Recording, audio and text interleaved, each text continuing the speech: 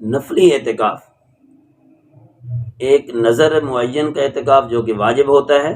دوسرا اعتکاف سنت اعتکاف ہوتا ہے جو کہ رمضان شریف کا آخری عشر میں کیا جاتا ہے، اور تیسرا غیر متعین مدت کے لیے جب بھی چاہیں اعتکاف بیٹھیں،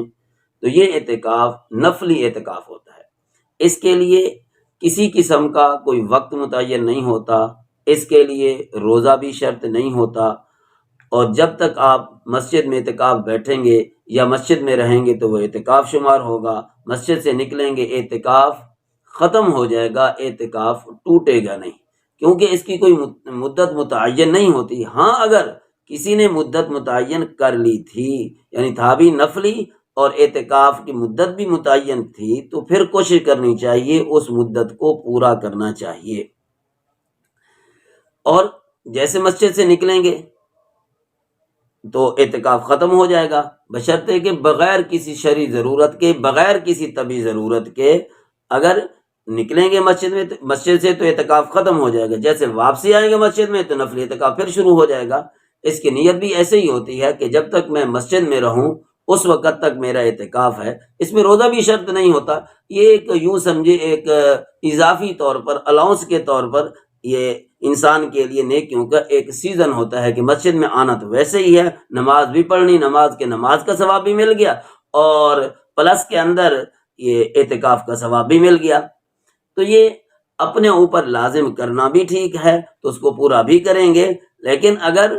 اپنے اوپر لازم نہیں کیا تو پھر یہ نفلی اعتکاف ہے، جتنے دن آپ جتنا وقت کے لیے بلکہ اعتکاف بیٹھیں گے، ما دمت فی ھذا المسجد، یہ اعتکاف اس وقت تک رہے گا جب تک کہ مسجد میں ہیں۔ بہرحال یہ ایک نیکیاں کمانے کا خزانہ ضرور ہے، اس کو حاصل بھی کرنا چاہیے۔ ہم لوگوں کے اندر بھی یہ کوتاہی پائی جاتی ہے کہ موقع ہونے کے باوجود بھی باتیں کرتے کرتے مسجد میں آتے ہیں، باتیں کرتے کرتے مسجد سے نکل جاتے ہیں، اور بعض دفعہ مسجد میں بیٹھے ہوئے غفلت کی باتیں ہوتی رہتی ہیں، گپ شپ ہوتی رہتی ہے، جس کی وجہ سے ہم لوگ ثواب سے بھی بعض دفعہ محروم ہو جاتے ہیں۔ ایک دوسرے سے گفتگو کرنا تو اچھی بات ہے اس کے حالات لینے کے لیے، لیکن خواہ کا ثواب ضائع کر جن چیزوں سے ہو، ان چیزوں کے اندر منہمک ہونا، مشغول ہونا اپنے ثواب ضائع کرنے والی بات ہے، بلکہ کمائی ہوئی نیکیوں کو ضائع کرنے والی بات ہے۔ ان چیزوں سے بلکہ احتیاط کرنا ضروری ہے۔ اپنے ثواب کو کمانا یہ تو اتنا زیادہ مشکل نہیں ہے جتنا اس ثواب کا ذخیرہ جو حاصل کیا تھا اس کو محفوظ رکھنا ضروری ہے، اور یہ مشکل بھی ہے۔ مثال کے طور پر سارا مہینہ انسان نے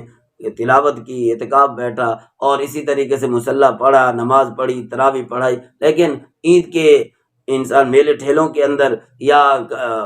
مصروفیات کے اندر ایسا آیا کہ گناہ بھی ہوتے رہے، نیکیاں بھی ہوتی رہیں، یا بد نظری ہو گئی، یا کسی بری محفل کے اندر چلا گیا، تو اس سے نیکیاں اور ضائع ہو جائیں گی، بلکہ گناہ مزید